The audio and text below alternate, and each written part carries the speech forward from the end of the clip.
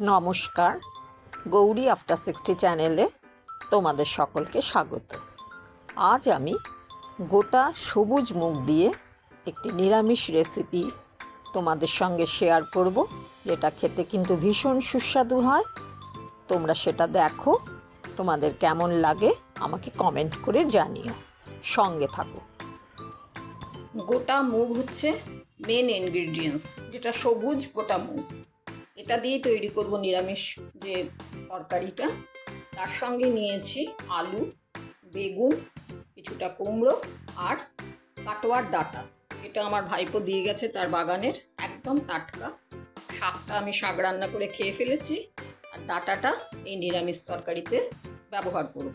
তোমরা সঙ্গে থাকো, দেখতে থাকো আর কী কী ইনগ্রিডিয়েন্টস এর সঙ্গে আমি ইউজ করছি। দেখো, কড়াইয়ে তেল দিয়ে দিয়েছি। আমি কিন্তু খুব বেশি তেল এখানে ইউজ করব না। আর যদি কেউ বড়ি খাওয়া পছন্দ করো, তারা আলাদাভাবে বড়িটা ভেজে নিও। আমি কিন্তু এখানে বড়ি ইউজ করিনি। দেখো, তেলে দিয়ে দিয়েছি 5 ফোড়ন আর দিয়েছি একটা শুকনো লঙ্কা ফোড়ন। এবার দিয়ে দিলাম 2 তেজপাতা। বড়ি দিলেও এই সবজিটা খেতে ভীষণ ভালো হবে, কিন্তু আজকের সবজিতে আমি বড়িটা ইউজ করিনি, সেটা তোমাদের জানিয়ে রাখলাম। প্রথমেই দিয়ে দিলাম আলু। আলুটা একটু হালকা আমি ভেজে নেব। একটুখানি সিমে রেখে আলুটা ভাজছি। এবার আলুটা একটু ভাজা হলে পরপর আমি যে সবজিগুলো এখানে ভাজবো সেটা তোমাদের সঙ্গে অবশ্যই শেয়ার করব। তোমরা দেখো আমি কিভাবে সবজিটা রান্না করি। দিলাম হলুদ আর দিয়ে দিচ্ছি আমার স্বাদ অনুযায়ী নুন। ব্যাস, এইটুকুনি নুন দিলাম। তোমরা যে যার নিজের স্বাদ অনুযায়ী নুন ইউজ করবে বা সবজির পরিমাণ অনুযায়ী নুন ইউজ করবে। এবার এটাকে ভালো করে মিশিয়ে নিচ্ছি।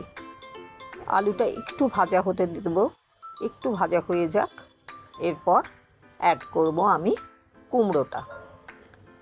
এবারে অ্যাড করে দিলাম কুমড়ো। এবারে কুমড়োটাকেও একটু কিন্তু আমি ভেজে নিচ্ছি। ওই যে একটু নাড়াচাড়া করে কুমড়োটাকে এবার ভাজছি। অল্প তেলেই রান্নাটা আমি করব এবং চাপা দিয়ে দিয়ে করব। তাতে কি হয়, ভাজাটাও ভালো হয় আর সেদ্ধটাও কিন্তু সময় কম লাগে সেদ্ধ হতে। দেখো, কিছুক্ষণ বাদে ফিরে এলাম। এবার আমি মিশিয়ে দিচ্ছি এই ডাঁটাগুলো একদম টাটকা, ভীষণ নরম, যার জন্য খেতে খুব সুস্বাদু। এটাকে এবার মিশিয়ে দিলাম। এরপর এটাকেও এবার ভালো করে আমি মিশিয়ে নিচ্ছি। মিশিয়ে নিয়ে এটাকেও কিন্তু হালকা আমি একটু ভেজে নেব, কেননা সবজিটাকে একটু যদি ভেজে নিই তাতে সবজির স্বাদটা বাড়ে, নইলে পরে সবজিটার মধ্যে একটা গন্ধ থাকে। এই একটু চাপা দিয়ে দিয়ে কিন্তু আমি সবজিটা ভাজবো। আবার দেখো, কিছুক্ষণ বাদে এলাম, ঢাকনা তুললাম। এরপর আমি মিশিয়ে দেব বেগুনটা। একটু নাড়াচাড়া করে নিচ্ছি।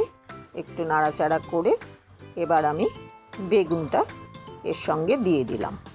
ব্যাস, বেগুনটা আগে দিলে না পুরো তেলটাকেই টেনে নেয়, যার জন্য বেগুনটা কিন্তু আমি লাস্টে অ্যাড করলাম।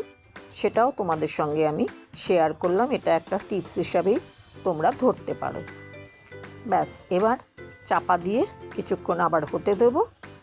কিছুক্ষণ হোক, কিছুক্ষণ আমি অপেক্ষা করব। এরপর বেশ কিছুক্ষণ বাদ এবার এলাম।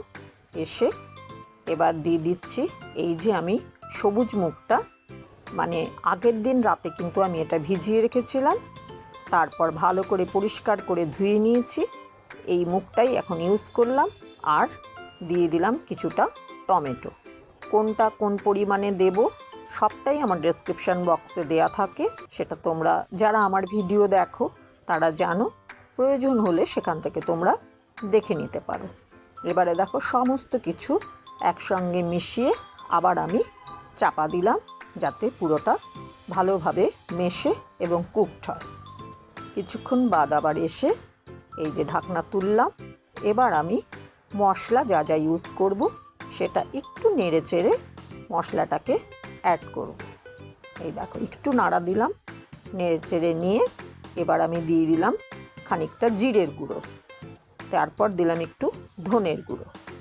ব্যাস, এবার দিচ্ছি সামান্য একটু চিনি, কেননা নিরামিষ তরকারি তো একটু চিনি না দিলে ঠিক স্বাদটা আসে না, কিন্তু পরিমাণে খুবই কম দিলাম। এই চিনি দেওয়া হলো।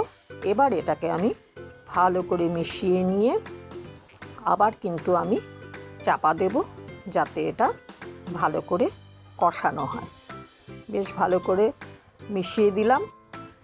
এবার সিমে রেখে একটু এটাকে চাপা দিয়ে কষতে থাকবো। একটু বাদে আবার এলাম, এবার আবার ঢাকনাটা তুলছি। ঢাকনা তুলে এবারে আমি এটাকে দেখছি, এটাকে এবার একটু নাড়াচাড়া করে নিচ্ছি। নাড়াচাড়া করে নিয়ে এইভাবে কিন্তু আমি একটু একটু করে এটাকে কষবো, সামান্য একটু একটু করে জল দিয়ে। একটু দিয়ে দিলাম জল। এবারে জল দিয়ে যে মশলাটা আমি এখানে দিয়েছি সেটাকে একটু কষতে থাকবো। কষানোটাই হচ্ছে মেন, মানে তরকারির স্বাদের জন্য, এবং ঢাকা দিয়ে দিয়ে কিন্তু আমি এটা কষছি। ঢাকা দিলে পরে সব কিছুই সুবিধে হয়, মানে তোমার যে টাইমে রান্নাটা হবে তার থেকে কম টাইম নেবে এটা পুরো রান্নাটা কমপ্লিট হতে, যার জন্য আমি ঢাকা দিয়ে দিয়ে বেশিরভাগ রান্নাটা সারি। এই যে আবার একটু বাদে দেখো ভালো করে এটাকে নাড়াচাড়া করছি, কষানোটা যাতে ভালো মতন হয়। কষানো হয়ে যাওয়ার পর এবার আমি দিয়ে দিলাম এই ছোট্ট বাটিতে একটুখানি জল। আর কিন্তু জল আমি এতে ইউজ করব না, কেননা অতিরিক্ত জলে কিন্তু রান্না মানে স্বাদটা ঠিক মতন আসে না। আমার এইটুকু জলেই পুরোটা সেদ্ধ হবে, সেই জন্য এইটুকু জলই আমি ইউজ করলাম। দেখো আবার খানিকক্ষণ বাদে এলাম, এবার কিন্তু রান্নাটা প্রায় আমার হয়ে গেছে আশা করছি। এবারে একটু নাড়াচাড়া দিয়ে এপিঠ ওপিঠ সমস্ত দিক উল্টিয়ে নিয়ে আলুটা দেখে নিচ্ছি। দেখো আলু আমার সেদ্ধ হয়ে গেছে, কাজেই রান্না কিন্তু আমার কমপ্লিট। এবার আমি এটাকে আমি সাধারণত যা করি, এই যে ঢাকা দিলাম, গ্যাস অফ করে দিলাম, স্ট্যান্ডিং টাইমে এবারে খানিকক্ষণ রেখে তোমাদের সঙ্গে ফাইনাল লুক শেয়ার করব। গোটা মুগ বা সবুজ মুগ দিয়ে নিরামিষ তরকারি একদম রেডি টু সার্ভ। তোমাদের কার কেমন লাগলো অবশ্যই আমাকে জানাবে, আর লাইক, কমেন্ট আর সাবস্ক্রাইব করে আমার পাশে থেকো। সকলে খুব ভালো থেকো। সকলকে আমার অনেক অনেক ধন্যবাদ।